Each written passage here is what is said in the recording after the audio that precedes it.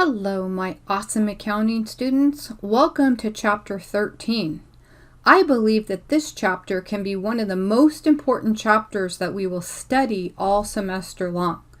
I believe that it could have important relevance to financial investing decisions that you may make in the future. For that reason, I implore you to pay attention, to utilize the information and study the information, and ask yourself, how can I put this to use to benefit me? The chapter, there's an entire chapter on ratios. And so this 57-year-old brain is not very good at memorizing things anymore. So I try and make sense out of the ratios. I try and make logical sense rather than relying on rote memorization. And these ratios have become very important to me as a toolbox, I'll say, when I'm interested in investing in another company. So today I just mentioned that I'm really interested in this Rivian company. That's an up and coming company. They have investments from, I know Ford, I think maybe Tesla. I'm really curious to find out more data about this company. And when they do make their financial information public, I'll be jumping in and doing a lot of what we're talking about in this chapter to decide whether that's a good investment for me. And, I hear students say all the time, well, this doesn't interest me because I don't have any money to invest. I totally get it. I was a starving student for many years. But what I did start doing, once I started learning about how companies work, I created a watch list of that. If I did have money, these would be some companies that I would be interested in. And eventually, when I got that career job and I had some money to set aside every month, I already had a list of companies where I can go do some analysis and decide for myself whether that's something that I want to put my hard-earned money into. So we're going to talk about what financial analysis is. We're going to talk about who the users are. And you should know, if you watch the video, that there are internal users who are most concerned about the effective and efficiency of running the business. Those would be people inside the company. But there's also probably even more external users, right? I may not work at Ford, but I'm interested in the electric car technology and the autopilot technology that Ford has on the horizon. So I would be interested in Ford's data, even though I don't work there. That's an external users. Today, we're going to spend the majority of our time talking about different tools for financial analyses. We need audited financial statements, if at all possible. And then it helps to have benchmark or industry guidelines. And then what are we going to do once we analyze this data? What are we going to do with it? You can look intra-company, which means you can look inside the company and compare over time. What I think is most interesting from an external standpoint is, how does this company compare to the competition, right? If I'm interested in maybe Ford, what do they look like compared to GM, compared to Toyota? If I'm interested in Home Depot, what does Lowe's look like? Or what does Ace Hardware look like? So I think competition is always a good source to compare with also. And then guidelines or standards. What's the typical current ratio? What's a good profit margin? And that varies widely also by industry. So that's where we're headed. We'll talk about a couple ratios today. But today, our major focus is going to be on a vertical analysis and a horizontal analysis, things that you should have read about by now. We're going to go through the mechanics today. So, questions on the agenda, or any questions about anything we've mentioned today? All right, I think the author did a pretty good job on the PowerPoint. And so you guys have, all of this is available to you in the modules link. I'm going to start off with the PowerPoint because he has some very good graphics. And I think this might even be from an older version of the book, because I liked the way that these slides looked at compared to the newer version. So the purpose of analyses, that was one of the first things on our agenda. The common goal is different for external and internal users. I mentioned this earlier, internal users are usually concerned about the effectiveness and the efficiency of the company inside. right? There's someone that works there and they're looking to be more efficient. For external users, it can be more interested in future potential investment. So what do you need? Well, it helps us look at past and current performance. It helps us to look at a current financial position. For me as an investor, I'm more interested in, hey, what's this company going to do in the future? If I invest in a share or 10 shares of this company, am I going to expect that investment to rise? Because that's my hope as an investor. And they give you examples of internal users, those people that work inside the company, and external users, those people that are outside of the company. And then one thing, I want you guys to tag this slide, okay? And it's not necessarily slide 3. It's going to be whatever the slide is in the full set of PowerPoints that you guys have. But one of the things I want you to focus on is when we learn a ratio, I want you to be able to identify which of those 4 blocks the ratio falls under. And we'll work more on this at the next class session. So liquidity and efficiency have been most of the ratios that you've learned in Accounting 100. Liquidity and efficiency have to do with, does the company have the financial wherewithal to pay its current obligations and keep the business running in the short term? Okay, and your book has all of the various definitions. Solvency is the ability to operate in the longer term. Do they have the ability to compete? Do they have the ability to pay their mortgage that's due over the next 20 or 30 years? Profitability, is a company generally profitable? Why does it need to be profitable? Because if it sustains losses long term, that eats away at the equity, and pretty soon the business isn't there anymore. So profitability is the ability to generate a profit. Key one on profitability, if you see net income, remember that's how we measure profit. If you see net income in the ratio, it's a profitability measure. And then market prospects are going to be future looking. They usually take a look at what do we expect to happen in the future. So today, our goal is going to be the horizontal and vertical analyses, and we'll start to take a look at these liquidity ratios. Most of these liquidity ratios you've been studying for 2 semesters now. And so I don't consider them new. They should be in your memory bank. So we'll go back and check that out. Okay, what do you need if you're going to be doing an analysis on the information? Okay, well, you need an audited set of financial statements that would include numbers 1 through 4, and the notes often help. In 100 class yesterday, I was looking at an Apple financial statement, an Apple 10K. 10K is the annual report. It's the name the SEC gives to an annual report, and they were freaking out because it was 106 pages long. And, you know, some girl raised her hand and she said, I just don't understand how in the world you want us to look at a 106-page report. And I said, I'm not asking you to look at the 106-page report. I'm asking you to look at the income statement and the balance sheet so that you can see that the things that we're talking about in class have real life relevance to a company that you may be familiar with because you have an iPhone. I'm trying to make it real. So you won't be reading all the notes to the financial statements. So you need the information for analysis. By the way, you guys have no idea how much information is at our fingertips. When I was in school, you had to go to the library and search for hours to find a financial statement. And once you found it, it was generally old.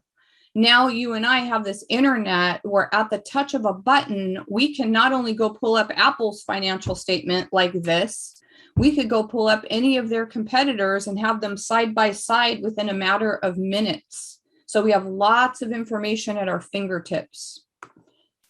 The standards for comparison. What do you do with the information? We mentioned this earlier, intercompany, competitors, industry, and benchmarks or guidelines. So I think that's just a really good visual summary of what we can compare it to. Here's the tools that we'll be looking at today. Horizontal. If you think about what horizontal means, it's across time. So when we do a horizontal analysis, we're going to be taking a look at data across years. And we're going to look at 2 types of specific horizontal analyses. Vertical analysis is comparing the financial condition and performance to a base amount. And then we're going to be doing that as well. And what you want to do on that is no matter what company you choose, I'll use Apple because I used it in class yesterday. Everything on the financial statement for a vertical analysis is going to be shown as a percentage of one base amount. And so then it's going to become important for us to remember, what is the base amount? If it's an income statement, the base amount is net sales. If it's a balance sheet, the base amount is going to be total assets, right? So it doesn't matter what company you're looking at, that total base is either going to be net sales, sometimes total sales, depending on what your financial statement looks like. And then always on the balance sheet, total assets. So we're going to practice. We're going to jump in and get our hands dirty shortly. But we just mentioned, how do I remember what a horizontal analysis is? I put my hand out. This is a horizontal line. It's going across. It's across time. That's what a horizontal analysis is. Whoa, my fingers took off here. How are we going to calculate the percent change? There's the formula. Again, I'm a big one. You already know this. And just jumping in, and rather than looking at a lot of notes, just jumping in and doing it. So I'm going to demonstrate this to you in a minute. We're going to pick a base period. We're going to look at the change in dollars, and then we're going to turn it into a percentage using that formula right there. And I'm going to pull this one up, and then we'll probably jump in and get our hands dirty.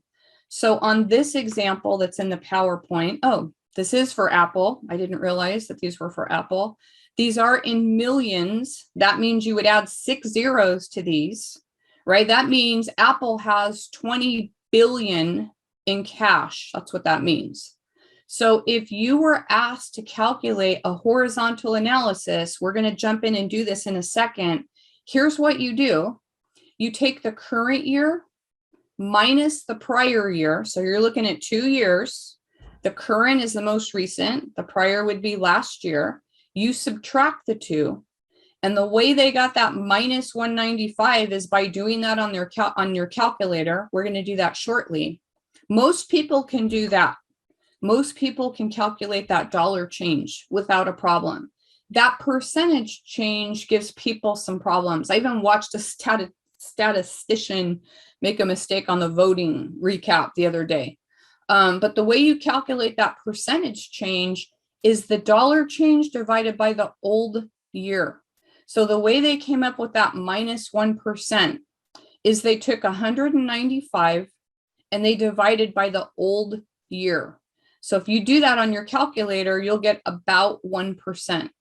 It is typical, and I hope you guys hear this for the group project, it is typical to have at least one decimal place. More is okay, 2 or 3 are okay, but at least one decimal place. And then what you can do once you have this done is you can look for trends that develop, or you could compare it to what happened in previous periods. And so we're going to work through one of these to get the math mechanics down. That's what we got to get down first. And then the interpretation, or what does this mean? You'll get a glimpse, just a little flicker of how to read these things, but that's going to come more with future classes, especially your finance classes, your upper level finance classes that all of you, if you're a business major, will be required to do. So that's what we call a horizontal analysis. It's going across time. Okay, we'll be doing one of those shortly. And that's probably enough, other than we will be doing a trend analysis on our example pretty soon. So a trend analysis is something that's become popular, I'd say, in the last 5 years or so. So this is where you're looking for trends that happen over time. When I see trend analyses out there, I usually see 5 years or so. And you start with the oldest year, whatever you want your base to be. So if you're doing a 5-year period, your base would be the amount 5 years ago. And you take that current amount over a base and you multiply it by 100, and this will pop up trends. For example, here's what I mean. If you see that sales goes up by 5%, you would expect cost of goods sold to go up by about 5% as well. So if cost of goods sold is going up by 8 or 9%, when your sales are only going up by 5, that's a problem. You're going to look into that. So trend analysis help us discover trends over a period of time. So we're going to take a look. We're going to dive in and get our hands dirty. I want you to download 2 things today from the modules link. There's something that says demo data, I believe. And then there's, of course, our normal homework files. So I'm going to give you guys a minute to go grab those while I'm grabbing them. We're going to start off with the demo data. So if you're in the modules link, you scroll down to chapter 13, you'll see it after chapter 16. And you're going to see 2 different things. You're going to see demo data, and then you're going to see the normal Excel files, the homework that we do. And I just made this data up so we could talk easily about how the mechanics are done, because that's one challenge, the mechanics. And then the harder part for me still today is interpreting it, right? It's hard to interpret with made up book data. It becomes easier to interpret when you jump in and you start doing this on real life companies, and especially when you look at competitors. So I just made this data up. Hopefully you guys have it up by now. If you don't, speak up and I'll wait.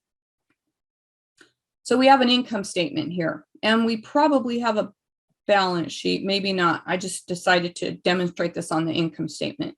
Okay, so step 1, show the change in dollars. Okay, I put little red A's and B's so that you could see how we're going to do that.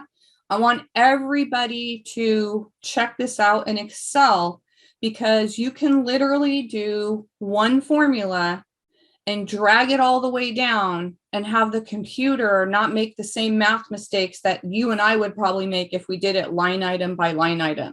So even if you're not a big Excel user, I want you to pay attention to how we do this in Excel, because it's one line copied down. All right, so how do you do the change in dollars? Well, if you press equals, and I'm just going to point and click, I'm going to take that newer year, that 2019, and then I'm going to click minus or hit the minus key. The older year is sitting there in F8. Okay, so again, all I'm using is my mouse. I'm going to do it one more time. Equals 60,000. I'm just clicking on it. I'm going to press the minus key, and then I'm going to click on the prior year's income, and I'm going to press enter. And it computed it for me. It means that income from services went up by $3,000. Now, if you grab that, you can just copy that down and it will be done for you. Okay, how do you do it? You guys have seen me do this before. That's what we call a normal cell cursor. It's a fat cross. If I move it to the bottom right-hand corner, you'll see it turn into that black skinny cross. That black skinny cross that you see it turn into is called the fill handle.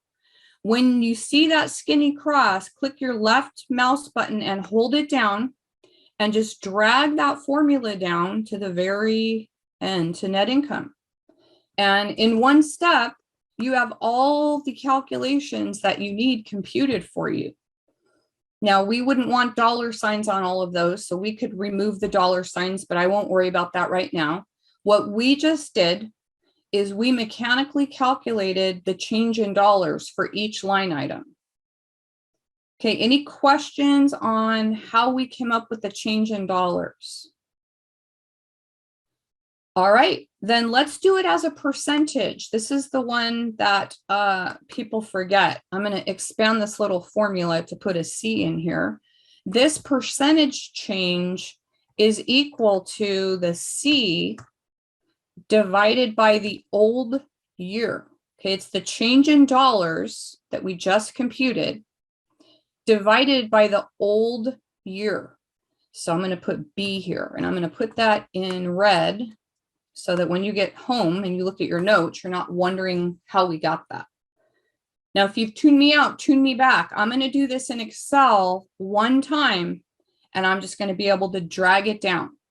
Okay, so here we go. Equals that 3,000, I'm just clicking on it, divided by, the divided by is the slash. It's right next to the shift button.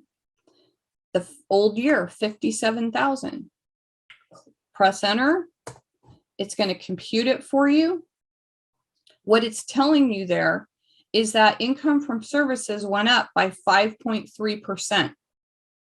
Now, again, I'm going to grab that number and move to that little cursor, the fill handle, grab it by clicking my left mouse button and just dragging it all the way down.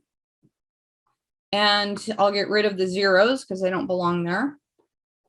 That's how you do a horizontal analysis. We did the formulas here and we copied them all down. We did one formula, we copied it down. I guarantee you that if we sat around and did 10 numbers worth of data, there's about 10 numbers there or so.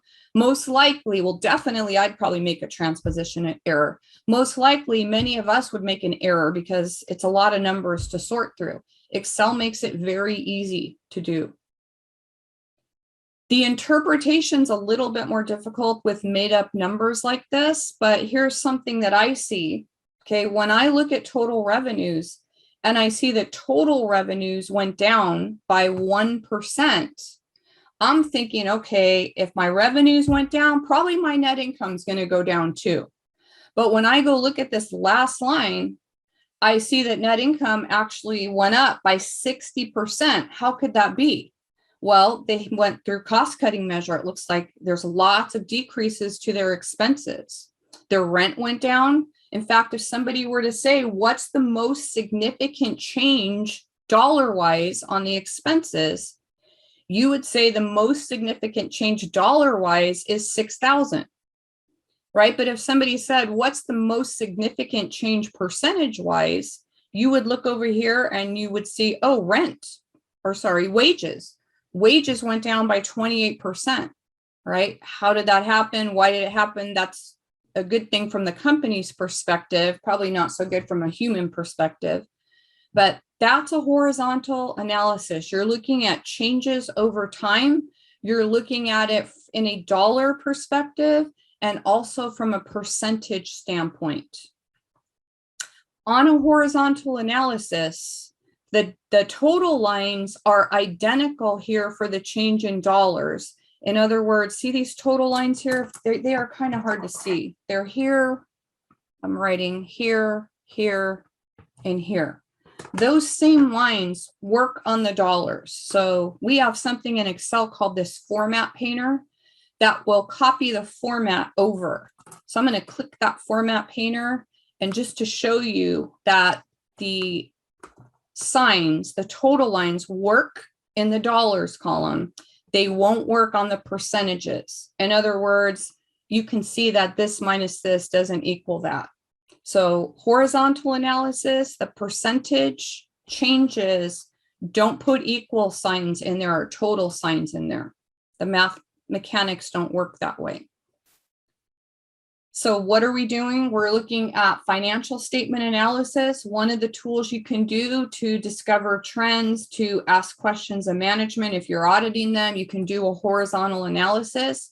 You can do it over 2 years like you see here, or you can do 3 or 4 years and take a look at that. If you continue down here, the second thing I want to demonstrate to you is a vertical analysis. Okay, how do I remember that? Vertical is up and down. And what that tells me is that I'm going to show everything as a percentage of that 1 year. So the important thing for a vertical analysis is to remember what the one base item is. On an income statement, it's either going to be net sales or total revenue, depending on what the income statement looks like. Okay, this company doesn't have net sales, so we'll use total revenue. That's why you see it in yellow. Every item on this financial statement from the top to the bottom is going to be shown as a percentage of total revenue. So again, I'm going to do this with you on Excel because if I do one line item, I'm going to copy it down. Excel's going to do the work for me. So here's how you do it. I'm going to come right next to it. And you guys have to pay attention on this one, equals 60,000. Okay, divided by, here's the important part, total revenues. Since I don't want that denominator to change, since I want it to be the 100,000 all the way down, we need to tell it that. You can use the F4 key. Watch what happens. Keep your eyes on my computer. I'm going to tell you when I press the F4 key. Watch what happens when I press the F4 key. I'm going to press it now. Do you see what it did? It put dollar signs on the bottom. The dollar signs mean keep it constant. Don't change it when you copy it down. So on a vertical analysis, since the denominator, that bottom number is not changing, you need to make it what's called an absolute reference. I use the F4 key. If for some reason you have trouble using the F4 key, just put the dollar signs in front of the cell. And once I do that, I get 60%. Now I want that to look as a percentage. So I'm going to format, I'm going to highlight this whole column here, and I'm going to choose a percentage format up here. And I told you earlier, at least one decimal place. So if you missed that, I'll do it again. Let me undo what I did, because I know that all of you are not Excel users, but I hope you will be someday. So I'm going to do it one more time. Equals, I'm going to grab that 60,000 divided by my denominator, which has to remain constant. Because I want that E31 to stay constant the whole time, I'm either going to press my F4 key, I'm going to press it now, and you'll see those dollar signs pop up, or you can hard enter the dollar signs in front of it. Okay, because my number doesn't look like a percentage, I'm going to highlight this area, this whole column, and I'm going to tell Excel, hey, I don't want decimals. I want my number to look like a percentage. So I'm going to click percent. I'm going to give it at least one decimal place. Here's the increase the decimal. And once it looks like I want it to look, now I'm ready to grab that number and just hold my cursor down and drag it. And you will see all the percentages pop into place. Okay, I'm going to do it one more time over here. I'm going to press equals. Take that same, remember, vertical analysis, everything's within the same year. You're keeping everything, you're not looking over time right now, you're looking all within the same year. So divided by my total revenues, I need that numerator to, or denominator to stay constant. So I'm going to hit the F4 key to put those dollar signs on. I want them to look like a percentage. So I'm going to highlight my area, click percent, and at least one decimal. And then I'll copy that one down. Okay, I'll get rid of those zeros that I don't need. And there you have a vertical analysis. Okay, what does that mean? Last year, well, let's see, we could look at these percentages. There's lots of things we could tell. Rent expense in 2018 was 35% of sales. And in 2019, it was less than that. It was 5% less. We knew that because of the analysis we just did above. But this kind of helps trends pop out when you see a bunch of these percentages changing, especially for manufacturers, which is what we're studying this semester. Questions on the mechanics? Okay. Then let's go try our homework and let's get a little bit more into the interpretation. That's always the harder part. The mechanics are usually okay once you understand how to do it. The interpretation, again, at 57 years old, is still a challenge, but the more I study companies, the easier and easier it becomes. This exercise will ask us to compute trend percentages. As we learned in the lecture, trend percentages are useful for spotting patterns or trends over time. As we also mentioned, it is a special type of horizontal analysis. So one of the first things you want to do is to identify what the base year will be. Typically in practice, these trend percentages are shown for over a 5-year time period or a 10-year time period. in this case, the author gives us 5 years. So he identifies that 2017 will be the base year. And so our computations will be the number in question divided by the base in 2017. You can see the formula on the screen. By the way, multiplying by 100 turns this automatically into a percentage-based analysis. If you're using Excel, you have a percentage key up here that you can format the cells with, and so you don't even have to multiply by 100.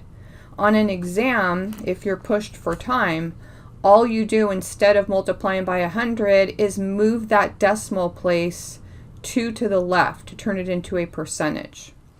Typically, on most trend analyses, the general rule of thumb is to use 1 decimal place. However, I noticed in the Connect site, they use 0 decimal places on this problem. So to begin with, the first thing we need to do is identify the base year. Your author has told us that 2017 is the base year. So, for example, on the sales line item, we're going to take each one of those numbers and divide by the base of 150,000. So I'm going to let Excel do the work. I'm going to take even the base year divided by that base year. And in that way, you'll see that the base year will always give you a result of 100%. Okay, moving forward to the next year, 2018, I'll take the 2018 sales divided by that 150,000 base sales. And again, I'm going to let the computer compute it for me. I'll continue 252,600 divided by 150,000. I'll do 2020 by taking the 2020 sales divided by the 150,000, and you carry that out to every year. Okay, so take a look at those answers. That's our starting point. And so I'm going to let you go through and do the same thing for cost of goods sold. I don't believe the author has you compute the trend percentage for gross profit, but that also can be eye-opening, so you may want to do that extra step. And finally, compute the trend percentages for accounts receivable. We'll come back and check our answers and talk about the meaning behind it. Here are the answers. Take a look at your worksheet and compare it to mine. We filled in the sales percentages together, and then I left it for you to complete on the cost of goods sold. I added in the optional gross profit line because I think that's very telling oftentimes. And then they specified accounts receivable as the additional item to analyze. Okay, what can we tell by looking at this? We can tell that sales increased by a very large amount from 2017 to 2018. And then a positive trend would be the continual increase in the sales account. One thing we may want to take a look at to determine whether those trend percentages are in line with others is we could take a look at economic conditions such as inflation, and we could also take a look at the competition and compare our growth rates to the competition's. An unfavorable trend that I noticed was that cost of goods sold was increasing at a higher rate than sales. And what that does is it eats into your gross profit margin. And so you can compare this gross profit margin to the sales rate and notice that the rate of profit, gross profit that is not growing as quickly as the sales. Accounts receivable is directly tied to sales. The reason is the way we generate accounts receivable is with sales. So often these two lines are compared against one another. So once again, take a look at the growth in the sales rate and compare it to the growth in accounts receivable. And what we notice is accounts receivable is growing at a much more rapid rate than sales. That could indicate a decrease in the collection period, meaning that it's taking us longer to collect our accounts receivable, which is not a good thing. The equivalent for us would be getting your paycheck later than you're normally used to getting it. I think that would create liquidity problems for many of us if our check came in much later than we were expecting it. So you'll learn later today about specific accounts receivable ratios that you can run to dive deeper into that. So to summarize, the author asks us for trends that are favorable and unfavorable. I would say the sales trend is favorable. Okay, again, you can compare that against economic conditions. Hopefully your sales growth rate is outpacing the rate of inflation. And you could also take a look at competitor performance. The cost of goods sold trend is unfavorable because the costs are increasing faster than the trends in sales. Okay, you'll notice that has not such a good effect on the gross profit line item. And then we also said that the accounts receivable trend is unfavorable because the receivables are increasing faster than the sales. This could indicate a collection problem that we could further look into with the accounts receivable ratios that we're going to learn shortly. Let's move on to calculating some ratios. The first set of ratios that we're going to take a look at as we work through today's exercises are liquidity ratios. Liquidity ratios is, does the company have the ability to meet their short-term obligations?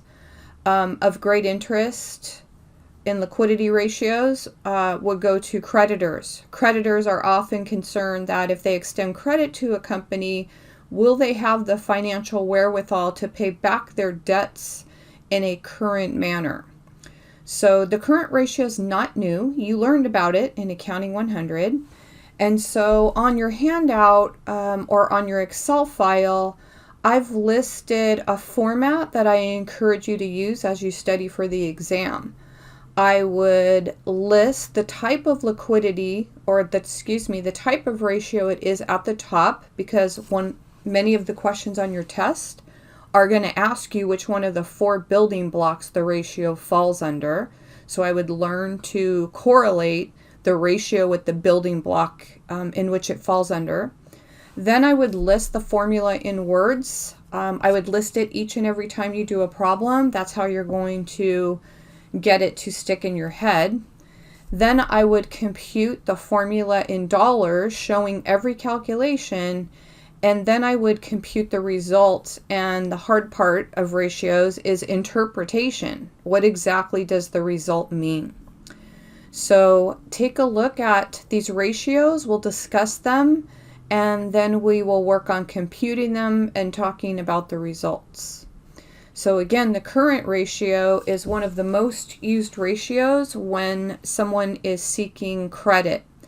It is the current assets divided by the current liabilities. So you may have to refresh your memory on what a current asset is. A current asset is an asset that is turned over or realized within 1 year's time. And so as you glance at the balance sheet on the screen, the current assets would be all of those assets that are listed there, except for the plant assets. The plant assets are the property, plant, and equipment, and those last a company for much longer than just 1 year. So you would exclude those from the current ratio. A desired current ratio, or a benchmark for a current ratio, is 2 to 1. And what that would mean is that for every dollar in current debt, the company has $2 in current assets with which to pay it off. I do want you to realize that those benchmarks or standards do vary within different industries. So you could always compare it to a benchmark. Moving on, the acid test is what I call the cream of the crop ratio. It takes the 3 most liquid assets that a company has and compares it to the current liabilities. So as you'll see on the formula, the acid test is cash plus current accounts receivable plus marketable securities. The sum of those are added together first and then divided by the current liabilities, or those liabilities that are due and payable within 1 year's time. A benchmark for the acid test, a good benchmark to use, is 1-to-1. That means for every dollar in current debt, the company has another dollar in the most liquid assets with which to pay it off. Again, realize that these vary by company. So another thing you can do is compare these ratios to the competition. So take a moment and look at the balance sheet at the top and go ahead and compare those items that you see, and we'll come back and discuss the results. Let's take a look at the results. On the current ratio, where we compared the current assets to the current liabilities, we saw that in the current year, the ratio was 1.88-to-1. In the prior year, that same ratio was 2.52-to-1. So my analysis would say that their financial position has worsened over the period of time because the current ratio dropped, showing a lesser ability to pay off their current debts as they come due.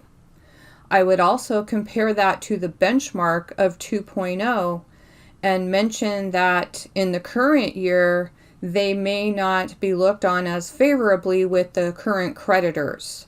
That may even result in a higher rate of interest being charged if the debts involve interest. The acid test is the cream of the crop measure of the company's ability to pay their current debts as they come due. You'll see that in the current year, the result was 0.93-to-1, very close to the benchmark of 1-to-1. But if you compare that to the prior year, where the result was 1.30, that's actually another example of a worsening financial condition. The ratio fell from last year to this year, again indicating a lesser ability for this company to pay the debts as they come due. Let's move on to the next ratio. This is probably a good point to review the liquidity and efficiency ratios. On the screen, you'll see 7 different ratios. In the previous exercise, we covered the current ratio and the acid test ratio. The current ratio, as we mentioned, measures the short-term debt paying ability of the company. A higher current ratio suggests a strong ability to meet current obligations. A current ratio can be too high. If there are a lot of assets tied up in current asset accounts like cash and accounts receivable, a company may be able to utilize those assets better somewhere else. Keep that in mind. The acid test ratio, as we mentioned, was a measure of instant debt paying ability. It took those cream of the crop assets that we mentioned in the previous problem and compared them against current liabilities. In this exercise, we're going to take a look at some of the other liquidity ratios. This one that you see on the screen for accounts receivable turnover measures how quickly the accounts receivable turnover or are collected within a year's time period. You're going to find out that we have quite a few turnover ratios, and so one way I would encourage you to remember those is by putting whatever is turning over on the bottom and the income statement related account is on the top. So in this example, since we're looking at an accounts receivable turnover, that means average accounts receivable would go on the bottom. And if you think about why we have accounts receivable in the first place, it's because we're generating sales. So net sales goes in the numerator. And as the slide suggests, this ratio measures how many times a company converts its receivables into cash. It's also important to consider a company's credit term when evaluating this ratio. We'll talk more about that in the exercise in a moment. The inventory turnover is a measure of how quickly a company turns over the goods that it's selling. It's important to remember that inventory is very expensive. And so if a company holds on to its inventory for a considerable period of time, the carrying costs of that inventory become very high. In addition, especially with high-tech types of goods, obsolescence can become a problem as well. So in keeping with that hint on how to remember turnovers, whatever you're turning over goes on the bottom. In this case, that would be average inventory, and the income statement related to that account goes on the top. Average inventory is directly related to cost of goods sold. Two supportive measures of those last two ratios are the days sales uncollected, which measures the number of days it takes to collect an account receivable, as well as the days sales in inventory, which measures how long inventory is on our shelf, how long it takes us to sell it. All of these ratios are important in assessing the liquidity position of a given company. Take a look and see if you can write down the proper formula for each one, and then be ready to interpret the results. This exercise will continue the analysis of liquidity ratios. This time specifically, we're going to be looking at ratios related to accounts receivable and inventory. Take a moment to review the formulas shown in the Excel file. And once again, we're going to take the approach of writing the formula in words, showing our calculations in dollars, and then interpreting the results. So based on the ratios that we've previously gone over, and also, of course, you can find the ratios in the text or in the PowerPoint slide, go ahead and pause the video and compute the answers to the liquidity ratios that you see in the Excel file. We'll come back and compare answers and go over the results. Let's take a look at the results. The days sales uncollected in the current year was 48.5 days. We compare that to the prior year results of 42.9 days. And we notice that the number of days sales uncollected has gone up. This is not a favorable thing. This means it is taking us longer to collect the accounts receivable. When you take the difference between those two, you'll notice that because it's taking us longer to collect our receivables, that could lead to liquidity problems. It would be the equivalent of your paycheck being later than you expect. Most of us would run into financial difficulties if our paychecks were delayed for a week or so.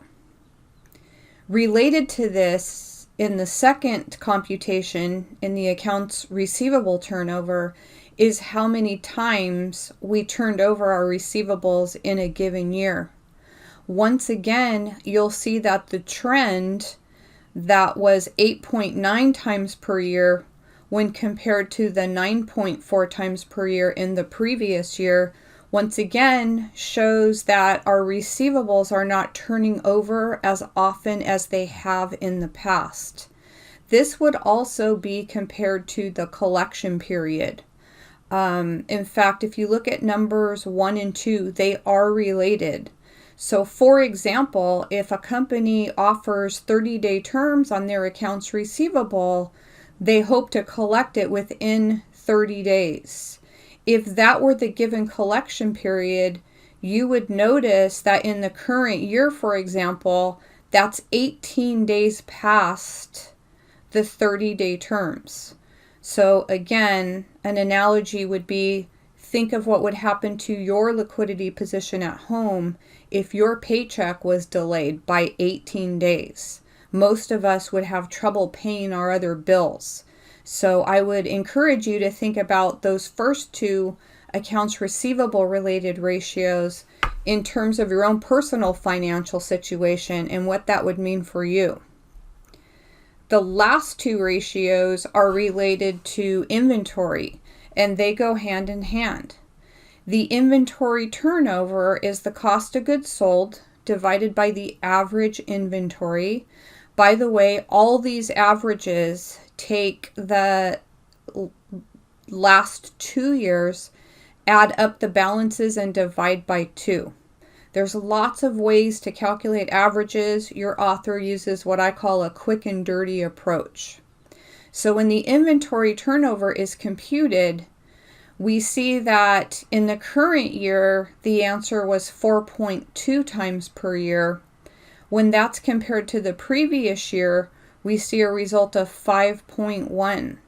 Okay, what does that mean? It means that the company is turning over their inventory less often, which is the same thing as saying that it's taken the company longer to sell its inventory. In fact, if you look at the last ratio, the day sales inventory, this is directly seen when you compare the almost 100 days it's taking them to sell their inventory in the current year with the 87 days that was the result in the prior year. Again, if you took the difference between those two, about 12 days or so, it's taking them 12 days longer to sell. So this is part of a company's operating cycle. If it's taking them longer to sell, and in addition to that, it's taking them longer to collect on that sale, that can spell liquidity issues for any company.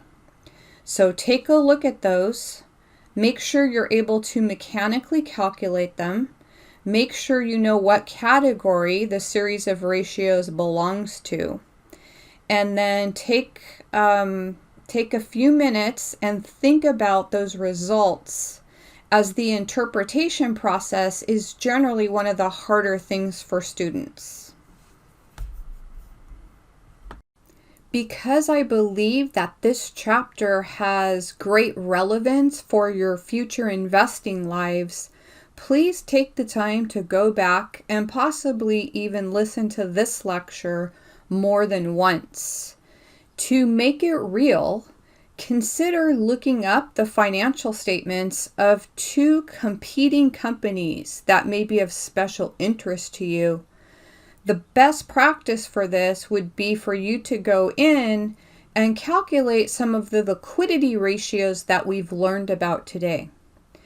I'm here ready and willing to answer any questions you may have. Reach out to me either via email or jump into my office hours and we can have further chats about the interpretation of these ratios and how to use it to your advantage once you become an investor. This is Professor Johnson signing out.